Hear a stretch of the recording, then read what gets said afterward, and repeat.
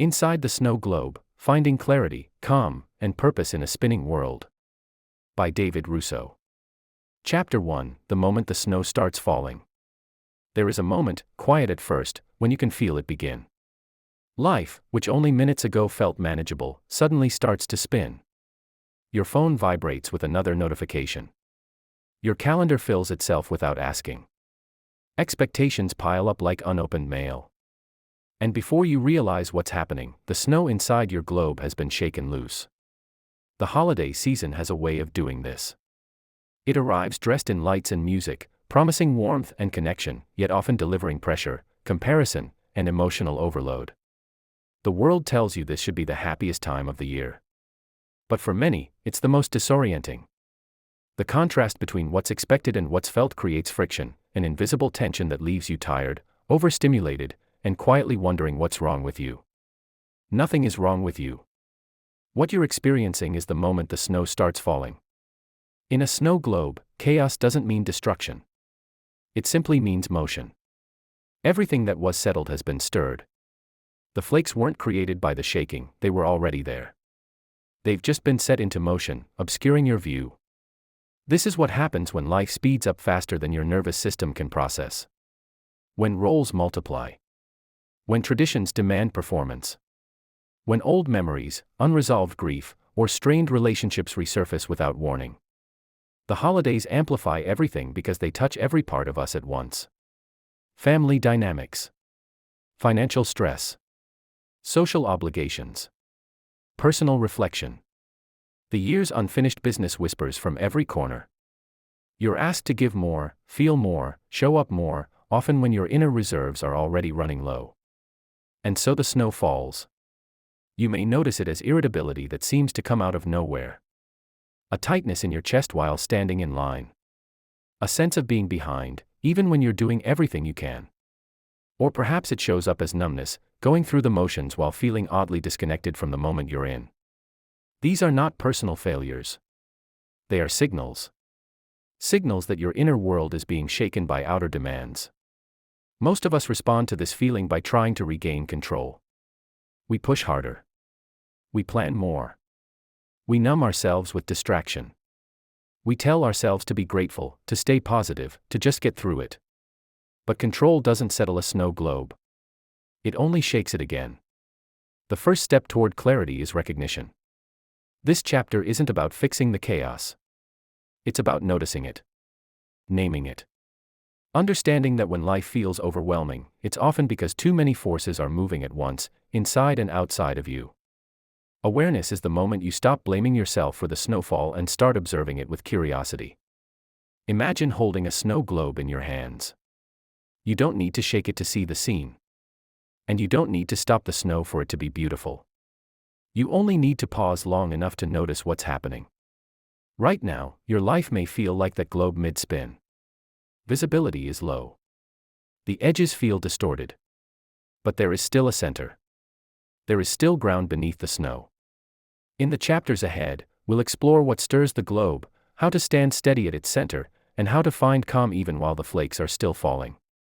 But for now, the invitation is simple. Acknowledge the moment the snow starts falling. Because the moment you recognize it is the moment you stop being lost inside the storm, and begin finding your way back to yourself. Chapter 2: Shaking the Globe, What You Can't Control. If Chapter 1 was about noticing the snow, this chapter is about understanding the shake. Because chaos rarely appears on its own. Something, or someone, sets it in motion. Picture the snow globe again. From the inside, the swirl feels sudden and overwhelming. But from the outside, the cause is clear. A hand lifts the globe. A quick twist of the wrist. The snow is sent flying. The figure inside didn't choose the movement, yet it must live within its effects. Much of what unsettles us during the holidays works the same way. External pressures arrive quietly, disguised as tradition or obligation. Family expectations. Work deadlines squeezed into shorter weeks. Financial strain from gift-giving, travel, and social events. Cultural narratives telling us how this season should look, feel, and sound.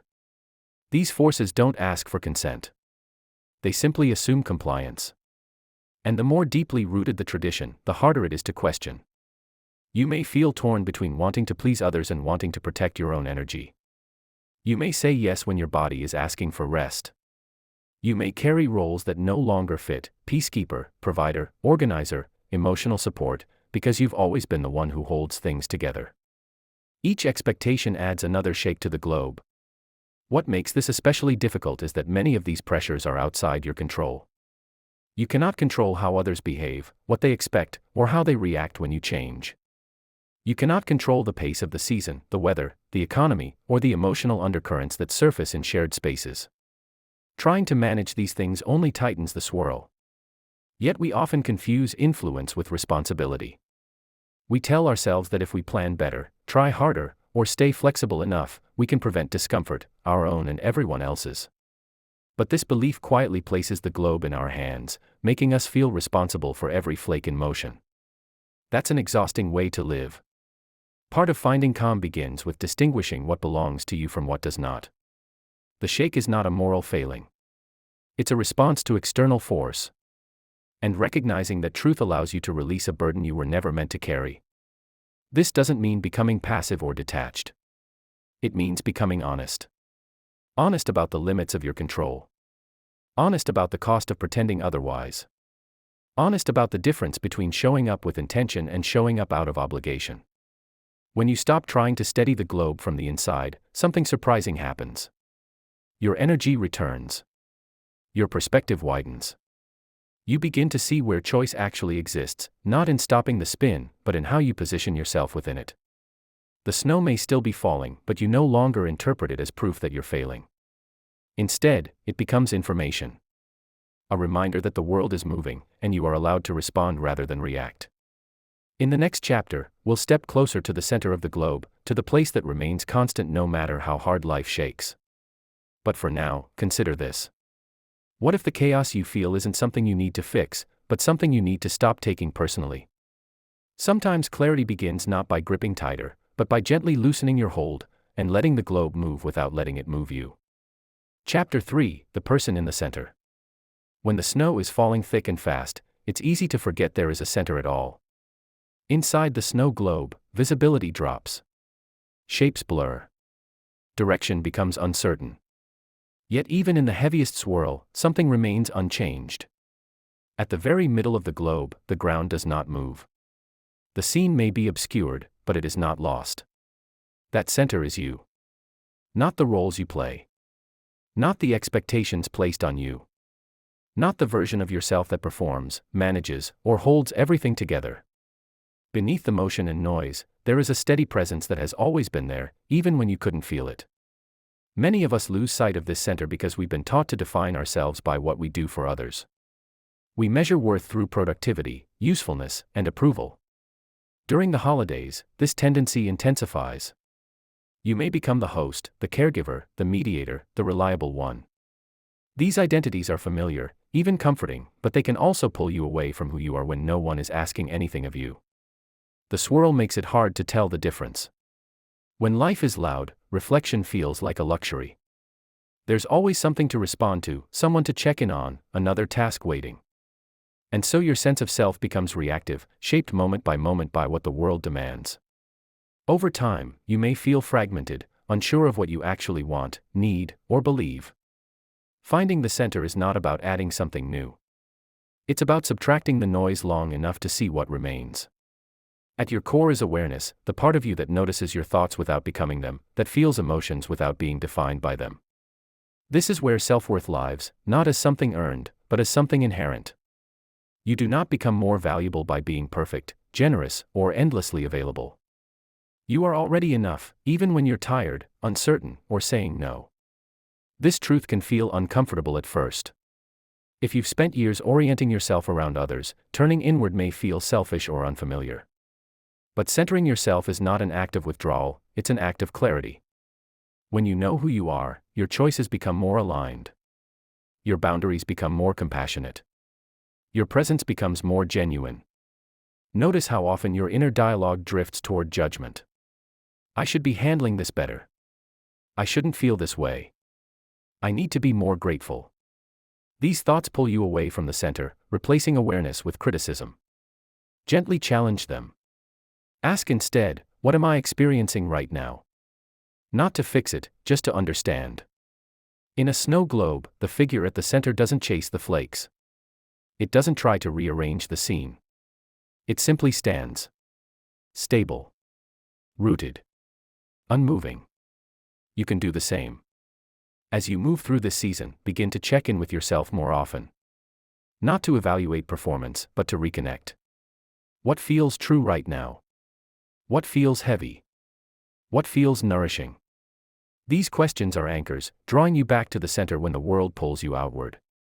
In the next chapter, we'll explore how to create space for stillness even while life continues to spin. But before we do, let this land. You are not the storm around you. You are the one standing quietly at its heart.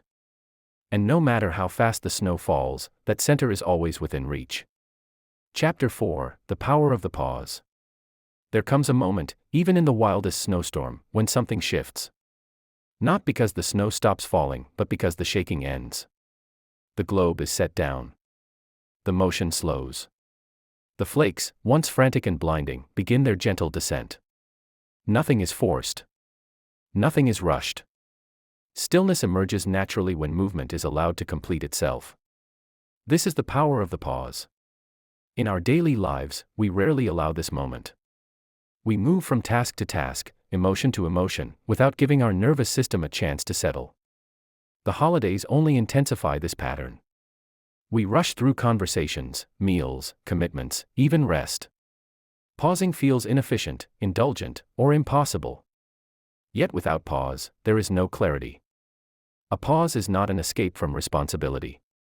It is a reset of perception. It is the space between stimulus and response where choice lives.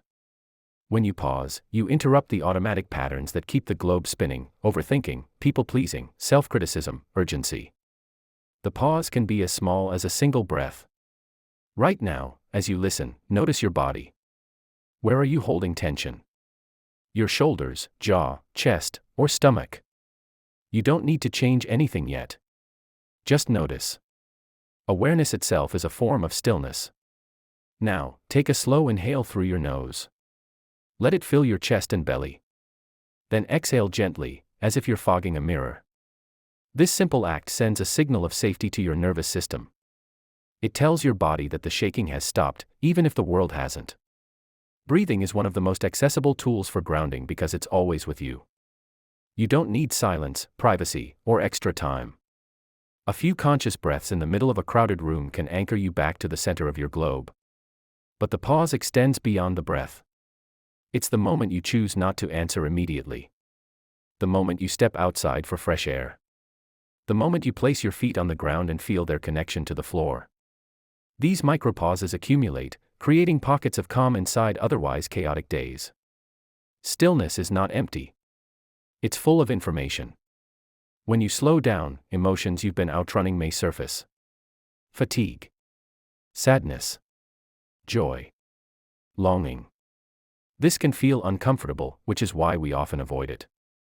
But emotions, like snow, eventually settle when given space. Ignoring them keeps them suspended. Pausing allows them to land. This chapter is an invitation to redefine productivity. Rest is not a reward for finishing everything, it's a requirement for showing up fully. Calm is not something you earn once life becomes manageable, it's something you cultivate precisely when life isn't. Inside the pause, you reconnect with yourself. You remember that you are not behind. You are not failing.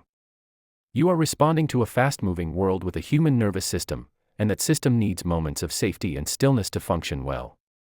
In the next chapter, we'll explore the cracks that form when we ignore these needs, old beliefs and patterns that keep us stuck. But for now, let this be enough. You don't have to wait for the snow to stop falling to feel calm. You only have to pause long enough to let it settle. And in that pause, even for a breath or two, you may discover that the peace you've been searching for has been quietly waiting inside you all along. Chapter 5: Cracks in the Glass. At first, you may not notice them. The snow globe still looks intact. The scene inside appears whole. But over time, after countless shakes, drops, and temperature changes, small fractures begin to form in the glass. Hairline cracks, nearly invisible, yet powerful enough to distort the view. These cracks are the beliefs and patterns you've carried for years. They were formed in moments when you adapted to survive. When you learned what was expected of you. When you decided, often unconsciously, who you needed to be in order to belong, stay safe, or be loved. Be strong. Don't need too much. Keep the peace. Prove your worth. These messages once helped you navigate your world. But over time, they hardened into walls. During the holidays, these cracks become easier to see. Old family roles resurface. Childhood dynamics replay themselves. Emotional triggers appear without warning. You may find yourself reacting more intensely than the situation seems to warrant, feeling small, defensive, overwhelmed, or invisible. This isn't regression.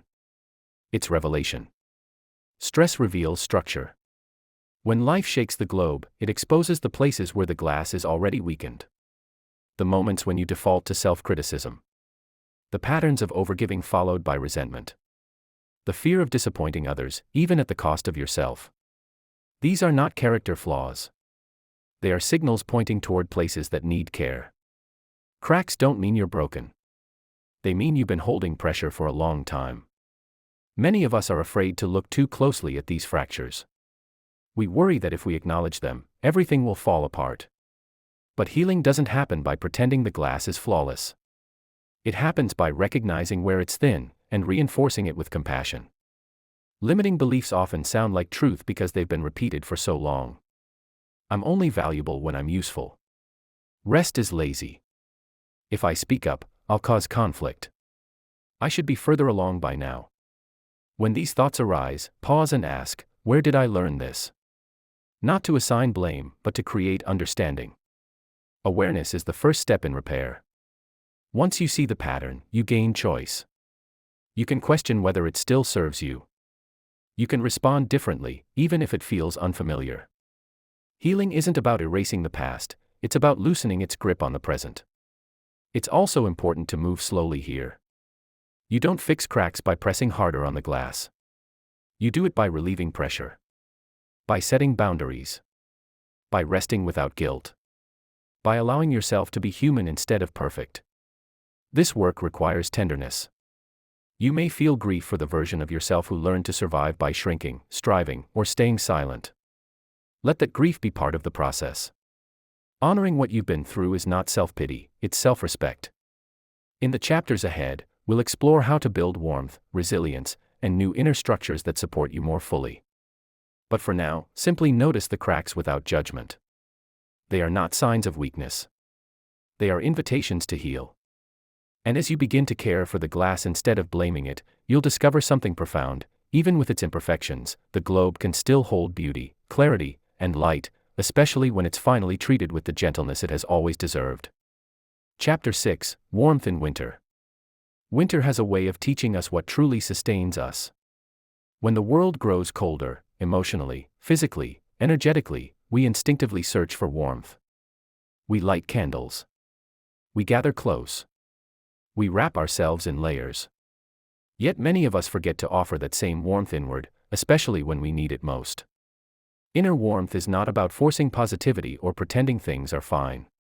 It's about cultivating resilience, the steady, compassionate presence that holds you through discomfort without abandoning yourself. After recognizing the cracks in the glass, this chapter is about what you place there instead of pressure. Resilience is often misunderstood as toughness. We imagine it as pushing through, staying strong, or never breaking down. But true resilience is softer than that. It bends. It adapts. It knows when to rest and when to act. It is built not through self-criticism, but through self-trust. Think again of the snow globe. The outside world may be cold and relentless, but inside, warmth can exist even while the snow falls. That warmth comes from how you speak to yourself, how you respond to your own pain, and how you meet your limits. Self-compassion is the fire at the center of that warmth. Notice your inner voice during difficult moments. Does it comfort you, or does it push you harder? Many of us motivate ourselves through pressure, believing kindness will make us complacent. In reality, the opposite is true. When you feel supported internally, you're more likely to show up with clarity, courage, and energy. Try this: the next time you're struggling, speak to yourself as you would to someone you love. Not with solutions right away, but with understanding. This is hard. It makes sense that I'm tired. I don't have to have it all figured out right now. These words don't weaken you, they stabilize you. Warmth is also created through boundaries. Saying no, leaving early, asking for help, or choosing simplicity are not signs of withdrawal, they are acts of preservation. Every boundary you honor is like adding insulation to the globe, protecting what matters most inside. Resilience grows through small, consistent acts of care. Eating nourishing food. Moving your body gently. Stepping into daylight. Creating moments of quiet. These may seem ordinary, but they are foundational. You don't build inner strength through grand gestures, you build it through repetition. There will be days when the warmth feels dim. When exhaustion, grief, or doubt seem to overpower your efforts. On those days, resilience looks like staying. Not fixing. Not improving. Just staying with yourself instead of turning away. This is where emotional warmth deepens. You learn that you can experience discomfort without being consumed by it. You can feel vulnerable and still be safe. You can rest without falling behind. Over time, this trust becomes an inner hearth, a place you return to when the world feels harsh or demanding. In the next chapter, we'll explore how to design an inner environment that supports this warmth long-term, through habits, routines, and intention. But before moving forward, let this settle. You do not need to be harder on yourself to survive this season. You need to be warmer. And as you tend that warmth, patiently, consistently, you'll discover that even in the deepest winter, something within you knows how to endure, adapt, and quietly thrive. Chapter 7: Designing Your Inner Scene. Every snow globe tells a story. Look closely and you'll see it: the placement of the trees, the shape of the houses, the figure standing at the center. None of it is accidental. Someone decided what would live inside that glass, what would remain permanent, and what would be left out. Your inner world works the same way. Whether you realize it or not, you've been designing your inner scene for years, through habits you repeat, routines you rely on, and environments you place yourself in daily. Some of these choices support you. Others quietly drain you. This chapter is about becoming intentional with what surrounds and sustains you from the inside out. After cultivating warmth and resilience, the next step is structure. Structure doesn't mean rigidity. It means creating rhythms that help you feel safe, grounded, and clear.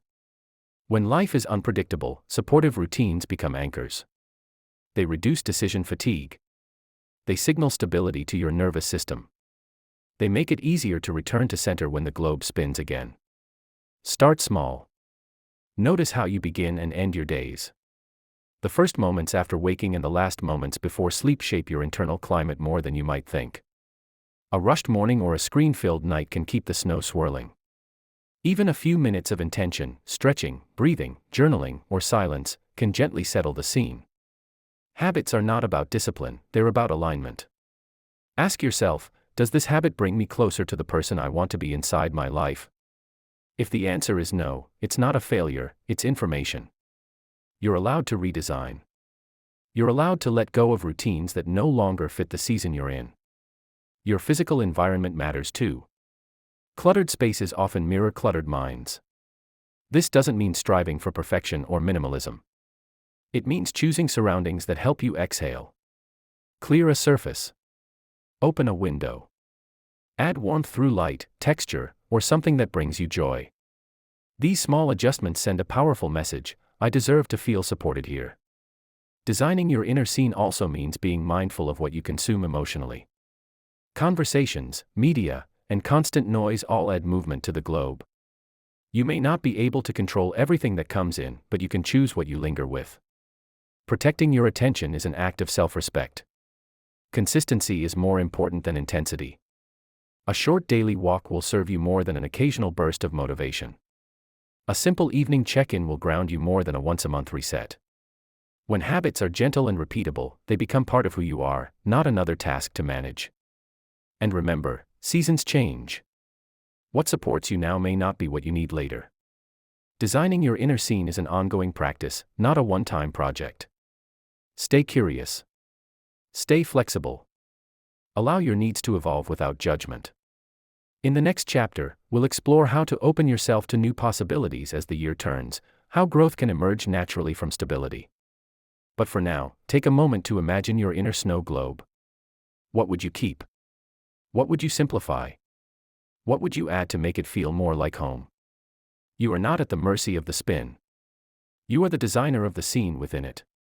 And when your inner world is built with care, even the falling snow becomes part of the beauty rather than a barrier to peace. Chapter 8, Opening the Door to Possibilities. There is a quiet moment that arrives toward the end of the year. The decorations are still up, the snow is still falling, but something inside begins to shift. The rush eases. Reflection replaces urgency. You start to sense not just where you've been, but where you might go next. This is the moment when the door appears. Inside the snow globe, the scene has settled. The ground is visible again. The figure at the center is steady. And now, just beyond the familiar landscape, there is an opening, an invitation to step towards something new. Growth doesn't begin with grand declarations or dramatic change. It begins with willingness. A quiet maybe. A gentle curiosity about what else could be true for you. After designing a supportive inner environment, you are no longer asking possibility to emerge from exhaustion. You're inviting it into stability. This is where meaningful change becomes sustainable. Many people approach the new year with pressure disguised as motivation. Resolutions rooted in self-criticism. Promises fueled by the belief that who they are right now isn't enough. But growth born from shame rarely lasts. It keeps the globe in motion, driven by urgency rather than intention. Instead, imagine opening the door from a place of self-trust. Ask different questions. Not what should I fix? But what feels ready to grow? Not who do I need to become? But who am I becoming? Possibility expands when you allow yourself to want what you want, without immediately editing it for practicality, approval, or fear. Desires are not distractions, they are information. They point toward areas of life seeking expression, creativity, or care. This doesn't mean acting on every impulse. It means listening without judgment. As you consider what's next, notice where energy flows naturally. What ideas bring a sense of lightness? What changes feel supportive rather than demanding? Growth aligned with your values often feels steady, not frantic. Opening the door also means releasing what no longer fits. You may need to loosen your grip on outdated goals, identities, or timelines. Perhaps the version of success you've been chasing was shaped by someone else's expectations. Letting go is not giving up, it's making space. Space is where possibility lives. Fear often accompanies this threshold. Fear of failure. Fear of disappointment. Fear of choosing wrong. These fears don't mean you're unprepared. They mean you care. Courage isn't the absence of fear, it's the decision to move gently forward anyway. And forward doesn't have to mean fast. A single intentional step is enough. One boundary. One experiment. One honest conversation. One habit that supports the direction you're leaning toward. When change is paced with compassion, it integrates instead of overwhelming. In the next chapter, we'll explore what happens when the globe inevitably spins again, when stress returns, plans falter, or life interrupts your intentions. But before that, let this settle. You don't need to reinvent yourself to grow. You only need to open the door you've been standing in front of all along. Possibility isn't waiting for a better version of you. It's waiting for the version of you who is willing to step forward, clear-eyed, grounded, and ready to meet what comes next with intention rather than force. Chapter 9, When the Globe Spins Again. No matter how carefully you design the scene, no matter how grounded you feel, the globe will spin again. A plan falls apart. A boundary is tested. A stressful email arrives. A family dynamic resurfaces when you least expect it. The snow you thought had settled lifts back into the air, and for a moment, it feels like you're right back where you started. This is not failure. This is life. One of the most important shifts you can make is letting go of the belief that calm is a permanent state. Calm is not the absence of movement, it's the ability to return to center after the movement occurs. Resilience isn't proven when things are smooth, it's revealed when they're not. When the globe spins again, your first instinct may be self-judgment. I should be handling this better. I thought I'd grown past this. Why is this still affecting me?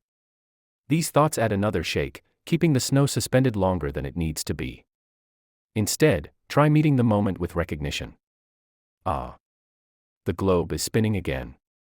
This simple acknowledgement creates distance between you and the chaos. It reminds you that you are inside an experience, not defined by it. You've been here before, and you know the way back to center.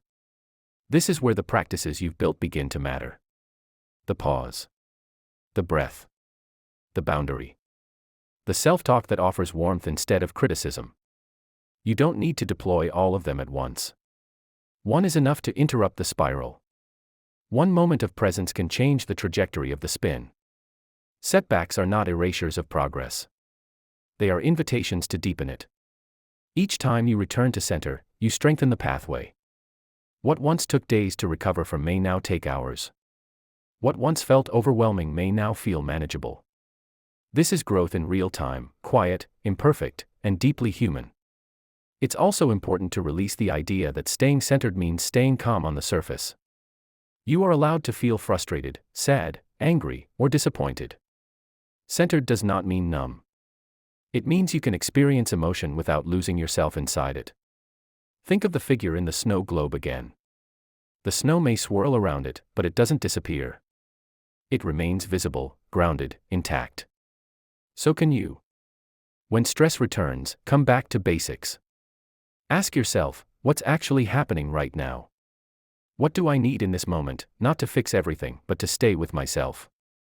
Often, the answer is simpler than you expect: rest, space, honesty, or kindness. There will be moments when you react instead of respond. When you overextend. When you forget to pause. This doesn't negate your work. It reminds you that practice is ongoing. Progress is not a straight line, it's a spiral. You revisit familiar challenges, but from a higher level of awareness. Each pass offers a new opportunity to choose differently, even if only slightly. That slight shift is enough. In the final chapter, we'll explore what it means to step beyond the glass, to live not just reactively, but intentionally, guided by clarity and courage. But before we go there, remember this.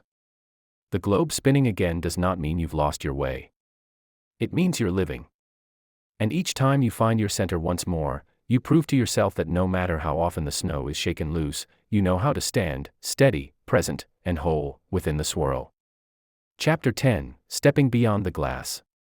At some point, you realize the snow globe was never meant to be a permanent home. It was a place to pause. To observe. To learn how to stand steady while the world moved around you. But growth eventually asks for something more, not more effort, not more fixing, but more freedom. This is the moment you step beyond the glass. Stepping beyond the glass doesn't mean life stops spinning. It means you no longer experience yourself as trapped inside the swirl. You carry the clarity, calm, and self-trust you've cultivated into the open world, where movement is real and constant. You begin to live with intention instead of reaction. Old stories may still whisper. The belief that you need to earn rest. The habit of shrinking to keep the peace. The fear that choosing yourself will cost you connection. But these stories no longer run the show. You recognize them for what they are, echoes of earlier seasons, not instructions for this one. Freedom begins with authorship. When you step beyond the glass, you stop living by default. You choose how you want to show up, not perfectly, but honestly. You make decisions rooted in values rather than fear.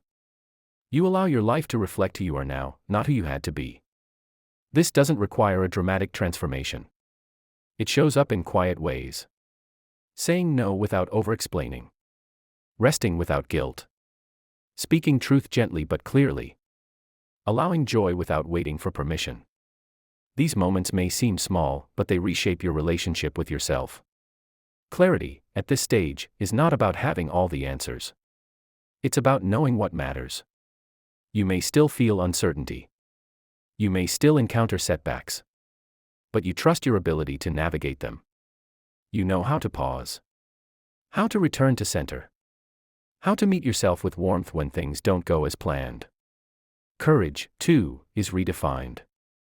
It's not bravado or fearlessness. It's the willingness to stay present with discomfort instead of retreating into old patterns.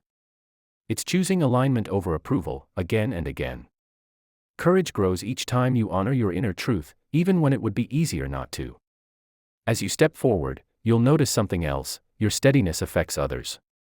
When you live with clarity and compassion, you give silent permission for others to do the same. This is not about fixing or leading, it's about modeling what's possible when someone is deeply anchored in themselves. The snow globe taught you how to be still within motion. The world now invites you to move with that stillness intact. You will carry the lessons with you: awareness, boundaries, warmth, intention. They are no longer tools you reach for in crisis, they are part of who you are. And when life inevitably shakes again, you won't panic. You'll recognize the sensation. You'll breathe. You'll remember. You were never meant to stay inside the glass.